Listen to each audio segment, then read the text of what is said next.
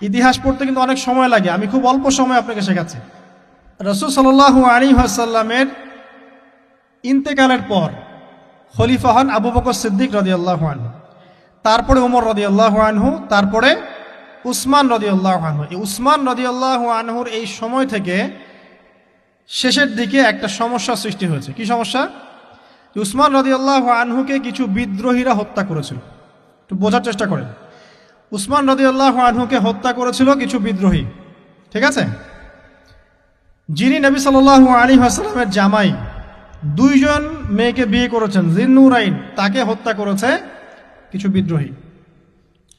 এরপরে খেলাফতের দায়িত্বে আসেন আলী রাদিয়াল্লাহু আনহু। কে আসেন? আলী রাদিয়াল্লাহু আনহু। আলী রাদিয়াল্লাহু আনহু দায়িত্ব নেন এই মক্কা মদিনা এই জায়গাটুকুর উপরে। তার হাতে সাহাবায়ে কেরাম বায়াত করেন। কিন্তু ওই দিক বলতে বোঝাচ্ছি সিরিয়া, শামের দিকে, সেদিকের গভর্নর ছিলেন মুয়াবিয়া রাদিয়াল্লাহু আনহু। কি নাম? মুয়াবিয়া রাদিয়াল্লাহু আনহু। তিনিও কিন্তু একজন বড় মাপের সাহাবী, ঠিক আছে?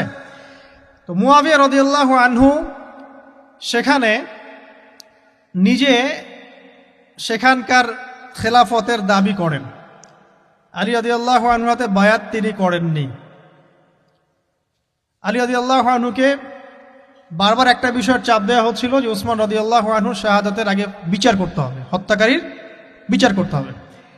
তো এখানে একটা দ্বন্দ্ব, মানে একটা পলিটিক্যাল দ্বন্দ্ব সৃষ্টি হলো। ওইদিকে মুয়াবিয়া রাদিয়াল্লাহু আনহু তিনি খেলাফতের দাবিদার হয়ে উঠলেন, এদিকে সাহাবায়ে কেরাম সহ অনেকেই আলী রাদিয়াল্লাহু আনহুর কাছে বায়াত করলেন। তো এর ফলশ্রুতিতে দেখা যায় আলী রাদিয়াল্লাহু আনহু তার রাজধানীটাকে কুফায় নিয়ে যান, ইরাকের কুফায়।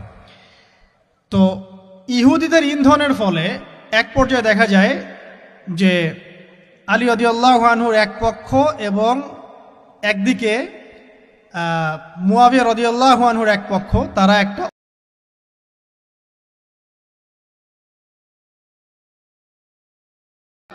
মানে অনাকাঙ্ক্ষিত যুদ্ধের দিকে চলে যান, ঠিক আছে? এই যুদ্ধটাকে বলা হয় সিফফিনের যুদ্ধ। কিসের যুদ্ধ? সিফফিনের যুদ্ধ। এটা সংঘটিত হয়েছে 37 হিজরিতে। কত হিজরি? 37। এর আগের বছর আবার উটের যুদ্ধ হয়েছে, জাঙ্গে জামাল। তার পরের বছর এই সিফফিনের যুদ্ধ। সিফফিনের যুদ্ধে আলী রাদিয়াল্লাহু আনহু বিজয় লাভ করেই ফেলেছিলেন। এই সময় মুয়াবিয়া রাদিয়াল্লাহু আনহুর দলের মধ্যে আমর ইবনে আস রাদিয়াল্লাহু আনহু তিনি বলছেন যে কোরআন ফয়সালা করবে। কোরআন ফয়সালা করবে, এটাকে কেন্দ্র করে একটা তৃতীয় পক্ষ নির্ধারণ করা হয়, যেটাকে আমরা সালেস বলি। যে মুয়াবিয়া রাদিয়াল্লাহু আনহুর পক্ষে একজন, তার নাম আমর ইবনে আস রাদিয়াল্লাহু আনহু, এবং আলী রাদিয়াল্লাহু আনহুর পক্ষে একজন, তার নাম হচ্ছে আবু মুসা আশআরী রাদিয়াল্লাহু আনহু। তারা গিয়ে একটা তৃতীয় পক্ষ করে মীমাংসা করতে চাচ্ছেন যে আমরা কেউ যুদ্ধ চাই না, আমরা ভাই ভাই, আমরা সবাই মুসলিম উম্মার ঐক্যের খাতিরে এখানে একটা সলিউশনে আসবে। তো সলিউশনে একটা আশা হচ্ছিল যে ঠিক আছে, উভয়েই পদত্যাগ করবে, নতুন খলিফা নেওয়া হবে, ঠিক আছে? তো এরকম একটা কথা চলছিল। কিন্তু মুয়াবিয়া রাদিয়াল্লাহু আনহু তিনি তার যে মানে দাবি, এটা ছাড়তে চাচ্ছেন না। এদিকে আলী রাদিয়াল্লাহু আনহু দলের মধ্যে কিছু মানুষ, প্রায় 12,000, তারা এই দল থেকে বের হয়ে গেল যে আমরা আলীকেও মানি না রাদিয়াল্লাহু আনহু, মুয়াবিয়াকেও মানি না রাদিয়াল্লাহু আনহু, এই আমর ইবনে আসকেও মানি না রাদিয়াল্লাহু আনহু, এবং এই আবু মুসা আশআরী তাকেও মানি না, আমরা কাউকেই মানি না। এবং এদেরকে বলা হয় খারেজি। কি বলা হয়? খারেজি। তারা এখান থেকে দল থেকে বের হয়ে গেলেন। শুধু তাই না, তারা ফতোয়া দিল যে আলী এবং মুয়াবিয়া এবং আমর ইবনে আস, আবু মুসা আশআরী সবাই কাফের, নাউজুবিল্লাহ। কারণ কি? কারণ হচ্ছে তারা আল্লাহর বিধান দ্বারা বিচার ফয়সালা করছে না, মানুষের মত তারা গ্রহণ করছে। মানে ওদের উদ্ভট যুক্তি আর কি।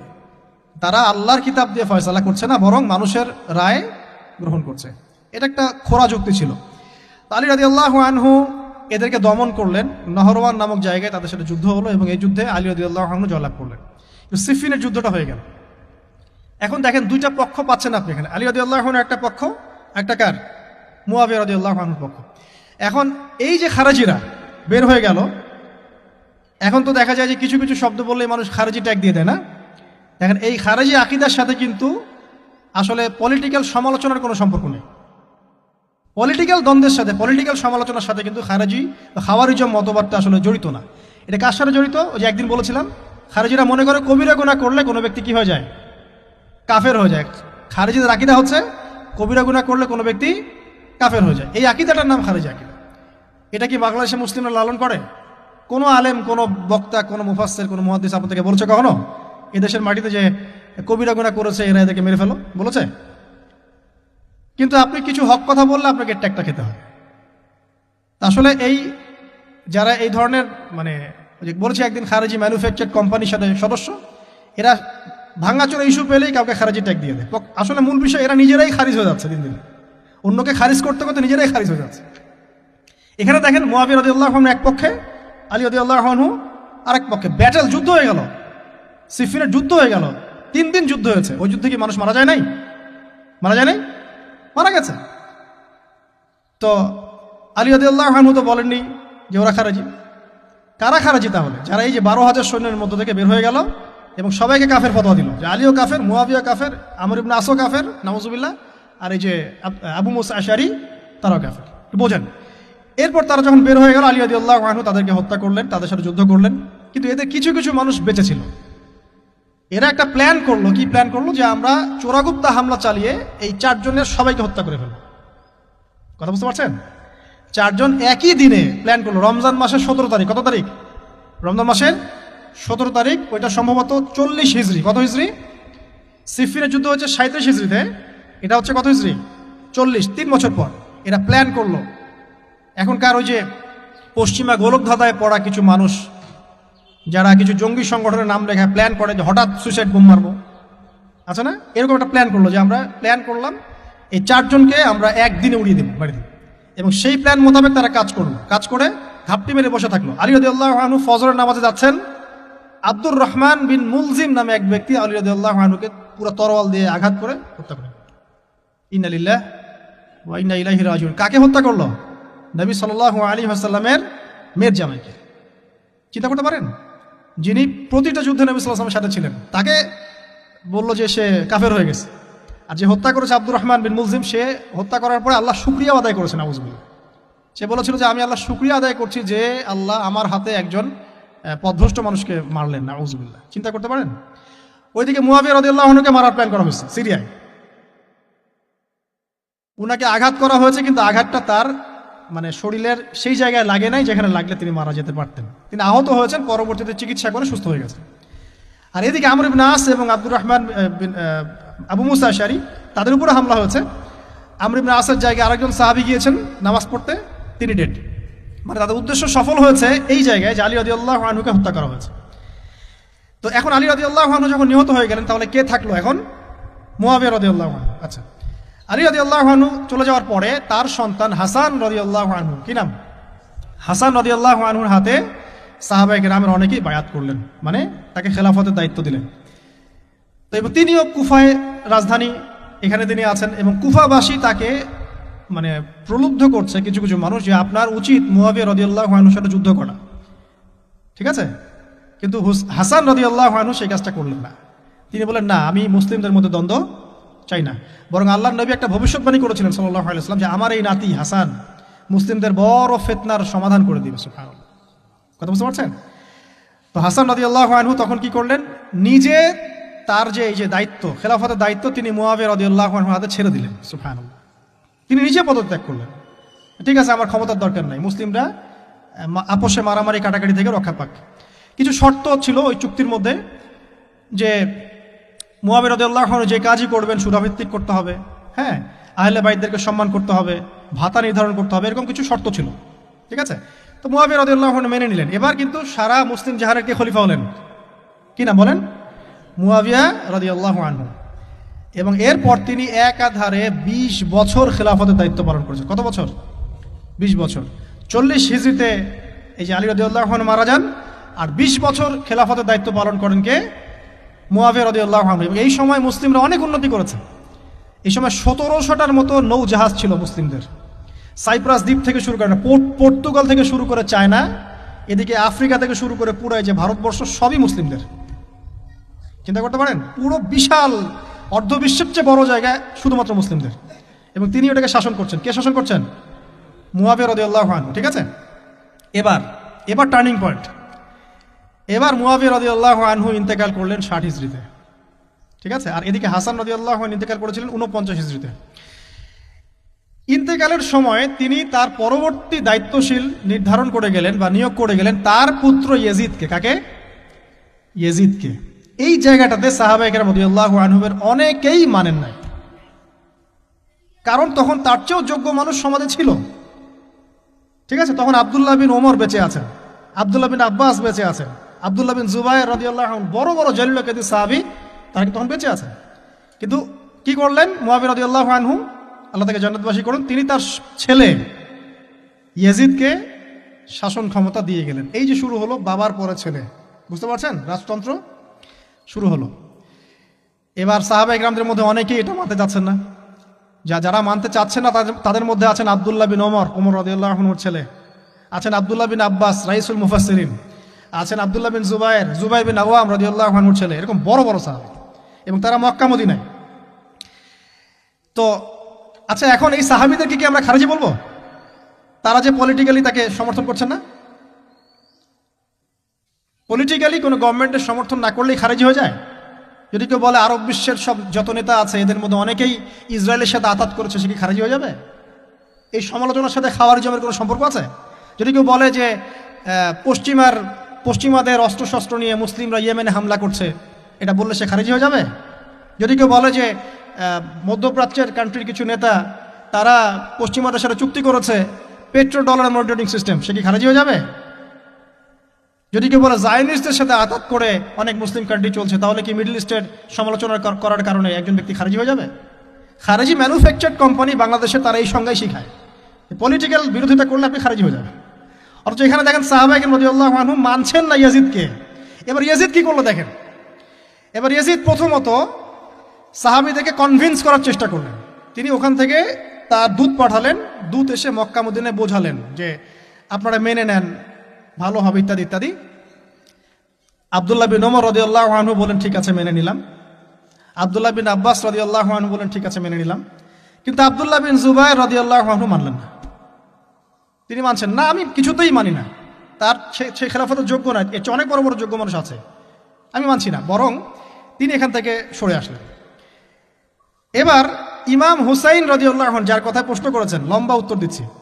ইমাম হুসাইন রাদিয়াল্লাহু আনহুর হাতে অনেকে বায়াত করতে চাইল যে আপনি যোগ্য খেলাফতের, ইয়াজিদ যোগ্য না, কে যোগ্য? আপনি যোগ্য। এবং তার হাতে কুফাবাসী বায়াত করতে চাচ্ছে, তাকে ডাকছে আপনি মক্কা থেকে চলে আসেন কুফায়। কুফা কোথায়? ইরাকে। আপনি মক্কা থেকে কুফায় চলে আসেন, আমরা আপনার হাতে বায়াত করব। এবার হুসাইন রাদিয়াল্লাহু আনহু সপরিবারে, তার পরিবার আহলে বাইত সবাই নবীর পরিবারের সদস্য, চিন্তা করেন, নবীর পরিবারের প্রায় 80 জন সদস্য, কতজন? তারা এই যে বের হলেন, যাচ্ছেন কোথায়? কুফায়। এবার ওই ইয়াজিদের নিয়োজিত যে গভর্নর ছিল ইরাকের কুফায়, তার নাম আব্দুল্লাহ বিন জিয়াদ। কি নাম? আব্দুল্লাহ বিন জিয়াদ। আব্দুল্লাহ বিন জিয়াদ সে একটা সেনাবাহিনী পাঠালো। সেনাবাহিনীতে সদস্য ছিল 4000। কতজন?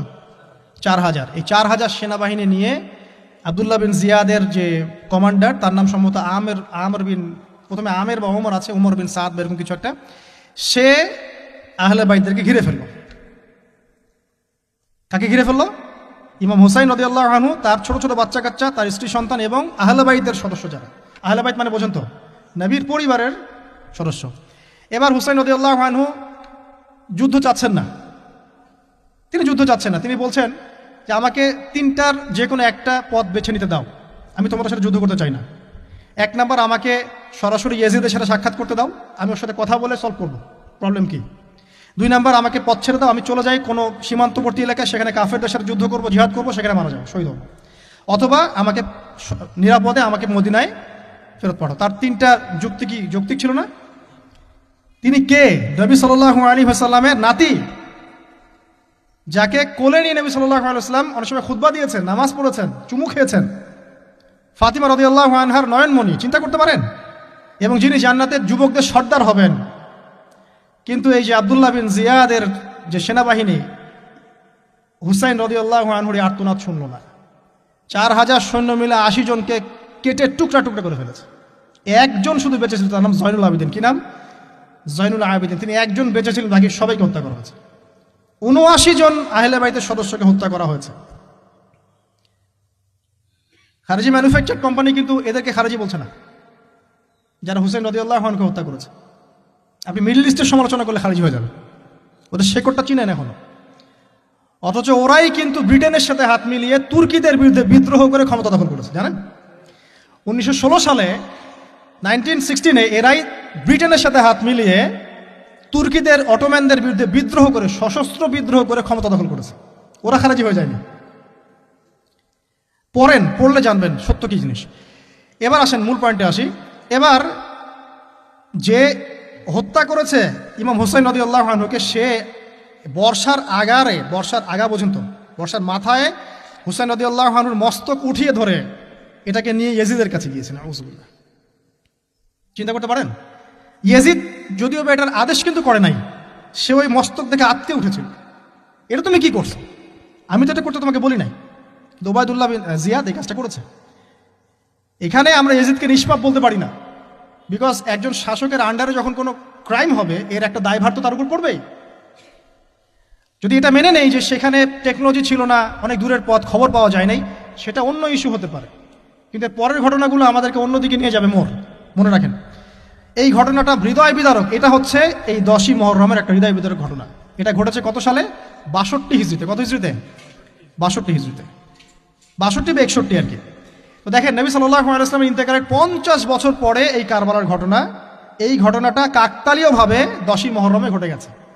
আমরা মনে করি যে এটার স্মরণে আমরা আজকের সওম রাখি, আসলে এটার স্মরণে নয়, ওই নাজাতে মুসার স্মরণে রাখতে হবে। ঠিক আছে? তো কারবালা ঘটনা বুঝলেন। এই 61 হিজরিতে এই কারবালা ঘটনা ঘটে, যেটা স্মরণে অনেকে রোজা রেখে থাকে সমাজে। আসলে এটা স্মরণে নয়, নাজাতে মুসার স্মরণে রাখতে হবে ইনশাআল্লাহ তাআলা। আল্লাহ পাক তৌফিক দান করুন, আমিন। এরপর মদিনাবাসী আর মক্কাবাসী এই যে ইয়াজিদের বিরুদ্ধে খেপে গেল। তারা কিছুতে তার আনুগত্য মানবে না, কিন্তু ইয়াজিদ চাপ প্রয়োগ করতে লাগলো। এক পর্যায়ে সেই যে মুসলিম বিন উকবাকে পাঠালো 10,000 সৈন্য দিয়ে মদিনায়। 3 দিন সে মদিনা অবরোধ করে রাখলো। সবাইকে বলল যে ইয়াজিদের আনুগত্য করতে হবে, অন্যথায় তোমাদের উপর হামলা করা হবে। নবীর শহরে মুসলিম বিন উকবার নেতৃত্বে, পিছনে ইয়াজিদ ছিল, ইয়াজিদের শাসনামলে মুসলিম বিন উকবার নেতৃত্বে 63 হিজরিতে 3 দিন মদিনায় ম্যাসাকার চালানো হয়েছে। মদিনার মানুষকে হত্যা করা হয়েছে। মদিনার মানুষ সাহসিকতার সাথে যুদ্ধ করেছে, ডিফেন্ড করেছে, তাদেরকে হত্যা করা হয়েছে। মদিনায় লুটপাট করা হয়েছে, ধ্বংসযজ্ঞ চালানো হয়েছে, হাজার হাজার মানুষ মারা গেছে। এখন আমাকে বলেন, এই যে মদিনার যে মানুষগুলো এই মুসলিম বিন উকবার সেনাবাহিনীর বিরুদ্ধে দাঁড়িয়েছিল, এরা কি খারেজি ছিল? ওরা যে শাসকের বিরুদ্ধে যুদ্ধ করলো? উত্তর দেন। এই খারেজি ম্যানুফ্যাকচার কোম্পানিকে বলেন, উত্তর দিতে বলেন। মুসলিম বিন উকবার নেতৃত্বে যে বাহিনী মদিনা আক্রমণ করলো, আর মদিনাবাসী যে বীরত্বের সাথে ডিফেন্ড করলো, এখন কি মদিনার সব মানুষ খারেজি হয়ে গিয়েছিল? পলিটিক্যাল দ্বন্দ্বের সাথে খাওয়ারিজমের কোনো সম্পর্ক আছে? মানুষকে কি বুঝায়? শুধু তাই না, এই সময় মক্কায় আব্দুল্লাহ বিন জিয়াদ রাদিয়াল্লাহু আনহু তিনিও তার বলয় গড়ে তুলেছেন, তার হাতে মানুষ বায়াত শুরু করেছে। আর ইয়াজিদকে মানুষ মানছে না, বলছে আব্দুল্লাহ বিন জুবাইর, তার হাতে আমরা খেলাফতের বায়াত করব। বহু মানুষ আব্দুল্লাহ বিন জুবাইর রাদিয়াল্লাহু আনহুর হাতে বায়াত করা শুরু করলেন। এবং ইয়াজিদ এবার মদিনায় ধ্বংসযজ্ঞ চালানোর পর ঠিক ওই বছরেই, সেম বছরেই আরেকজন ব্যক্তি আছেন হুসাইন বিন নুমায়ের, তাকে কিছু সেনাবাহিনী দিয়ে পাঠালেন মক্কা আক্রমণ করতে। হুসাইন বিন নুমায়ের সেনাবাহিনী নিয়ে মক্কা আক্রমণ করলো। মক্কার কাবা ঘরের গিলাফে হামলা করা হয়েছে, মিনজানিক ছোড়া হয়েছে। তো মদিনায় হামলা চালানোর পর একই বছর ওই 63 হিজরিতেই, আর মদিনায় হামলার যে যুদ্ধটার নাম একটা আছে, এটা বলে দিই, যে মদিনায় যে ইয়াজিদের নেতৃত্বে মুসলিম বিন উকবা হামলা চালিয়েছিল, যখন মদিনাবাসী এটাকে ডিফেন্ড করেছে এবং মদিনা মানুষ মারা গেছে, অনেক শহীদ হয়েছেন, এই যুদ্ধের নাম হচ্ছে হাররার যুদ্ধ। কিসের যুদ্ধ? হাররার যুদ্ধ। এর ওই বছরেই ইয়াজিদের নেতৃত্বে আবারও মক্কায় আক্রমণ করা হয়েছে, যেখানে আব্দুল্লাহ বিন জুবাইর রাদিয়াল্লাহু আনহু তিনি খেলাফতের দায়িত্ব বায়াত গ্রহণ করছেন। সেখানেও মিনজানিক চালানো হয়েছে, হামলা চালানো হয়েছে। মক্কার কাবা ঘরের দেয়ালে পর্যন্ত মিনজানিকের গোলা লেগেছিল। মানুষ জানেই না কাবা ঘরে হামলা হয়েছে। তো আমরা পলিটিক্যালি এই ঘটনাগুলোর সমালোচনা করতে পারি। হুসাইন রাদিয়াল্লাহু আনহুর হত্যাকাণ্ড কোনো সাধারণ ঘটনা ছিল না, হাররার যুদ্ধ কোনো সাধারণ ঘটনা ছিল না, আব্দুল্লাহ বিন জুবাইর রাদিয়াল্লাহু আনহুকে মক্কায় আক্রমণ করা কোনো সাধারণ ঘটনা ছিল না। এরপরে আব্দুল মালিক বিন মারওয়ান যখন ক্ষমতায় আসেন, তার প্রায় 10 বছরের পরেই, তখন হাজ্জাজ বিন ইউসুফের নেতৃত্বে আবারও এই মক্কায় হামলা হয়েছে। এর নাম শুনেছেন? হাজ্জাজ বিন ইউসুফ। এবার এই হামলাতে আব্দুল্লাহ বিন জুবাইর রাদিয়াল্লাহু আনহু এবং তার অনুসারীদেরকে সবাইকে শহীদ করা হয়েছে। হাজ্জাজ বিন ইউসুফের প্রতিরোধ করার সময় আব্দুল্লাহ বিন জুবাইর এবং তার সাহাবাই তার সঙ্গী সাথী তারা কি খারেজি ছিলেন? আব্দুল্লাহ বিন জুবাইর রাদিয়াল্লাহু আনহুকে হত্যা করে রৌদ্রের মধ্যে তার লাশটা ঝুলিয়ে রাখা হয়েছে। আব্দুল্লাহ বিন জুবাইর কি আপনাকে বলি? আব্দুল্লাহ বিন জুবাইর রাদিয়াল্লাহু আনহু জুবাইর বিন আওয়াম রাদিয়াল্লাহু আনহুর ছেলে। জুবাইর বিন আওয়াম কি আপনাকে বলি? জুবাইর বিন আওয়াম হচ্ছেন জান্নাতের 10 জন সার্টিফিকেট প্রাপ্ত সাহাবীর একজন। আব্দুল্লাহ বিন জুবাইর আসমা বিনতে আবু বকর রাদিয়াল্লাহু আনহুর সন্তান। আসমা বিনতে আবু বকর কি আপনাকে জানাই? আসমা বিনতে আবু বকর হচ্ছেন আবু বকর সিদ্দিক রাদিয়াল্লাহু আনহুর মেয়ে। জুবাইর বিন আওয়াম এবং আসমা বিন আবু বকর রাদিয়াল্লাহু আনহু তাদের সন্তান হচ্ছেন আব্দুল্লাহ বিন জুবাইর রাদিয়াল্লাহু আনহু, যাকে এভাবে হাজ্জাজ বিন ইউসুফের সময় হত্যা করা হয়েছে মক্কায়। এই যে ঘটনাগুলো আপনারা শুনুন। এরপরে যদিও বা পরিস্থিতি ঠান্ডা হয়ে যায় আস্তে আস্তে, এবং আব্দুল মালিক বিন মারওয়ানের সময় তিনিও প্রায় 20 বা 22 বছর ক্ষমতা কাটান, এবং ওই সময় মুসলিমরা এই যে সিন্ধু প্রদেশ জয়, ওইদিকে তারেক বিন জিয়াদের স্পেন জয়, এদিকে আপনার এই যে আমাদের ভারতবর্ষ জয়, এগুলো ওই সময় ঘটেছে। ঠিক আছে, ওইদিকে আমরা যাচ্ছি না। মূল যে জায়গাটা আপনাদেরকে আজকে বলতে চাচ্ছি সেটা হলো এই যে প্রথমত কারবালার বিয়োগান্তক ঘটনার সাথে এই 10ই মুহররমের সওমের কোনো সম্পর্ক নাই। এটা নাজাতে মুসার সাথে সম্পৃক্ত, তবে এই হিস্ট্রিটা আপনার জানা থাকা উচিত, কিভাবে আবু বকর সিদ্দিক রাদিয়াল্লাহু আনহু থেকে এই আব্দুল্লাহ বিন জুবাইর রাদিয়াল্লাহু আনহুর শাহাদাত পর্যন্ত ঘটনাগুলো ঘটলো। আল্লাহ পাক আমাদের সবাইকে ঘটনাগুলো থেকে শিক্ষা নেওয়ার তৌফিক দান করুন। মূল বিষয়টা হচ্ছে এখানে পলিটিক্যাল বিরোধিতা একটা জিনিস, খারেজি আকীদা টোটালি ডিফারেন্ট জিনিস। আর অনেক পলিটিক্যাল দ্বন্দ্ব পেরিয়ে মুসলিম ইতিহাস, ইসলামের ইতিহাস আজকে এই পর্যন্ত পৌঁছেছে। এই দ্বন্দ্বগুলোর কারণে আমরা কখনো এক পক্ষ আরেক পক্ষকে কাফের, ফাসেক, জালেম, মুরতাদ বা খারেজি এসব ট্যাগ লাগাতে পারি না। এগুলো দুঃখজনক। আল্লাহ পাক এভাবেই আমাদেরকে পরীক্ষা করেছেন, এই ঘটনাগুলো ঘটে গেছে। আল্লাহ পাক আমাদের সবাইকে ইতিহাস থেকে শিক্ষা নেওয়ার তৌফিক দান করুন, মুসলিমদের মধ্যে আপোষে ভাই ভাই সম্পর্ক রাখার তৌফিক দান করুন, আমিন।